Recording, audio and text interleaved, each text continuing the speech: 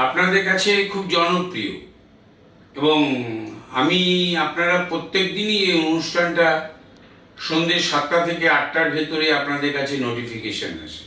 দিন শুরু করুন আমার সাথে, অর্থাৎ অনিমেষ শাস্ত্রীর সাথে। শুক্রবার গরম জলে অল্প আলতার দিয়ে বা অল্প সিঁদুর বা লাল রং কিছু দিয়ে তাকে স্পর্শ করুন। পূর্ব দিকে রেখে সূর্যের উদ্দেশ্যে প্রণাম করুন।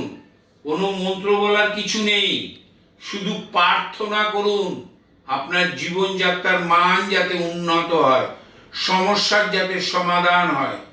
অভিনয় যারা করেন, যারা সৃষ্টিমূলক কর্মের সাথে জড়িত, তারা প্রার্থনা করুন প্রাপ্তি বৃহৎ, সাফল্য বৃহৎ।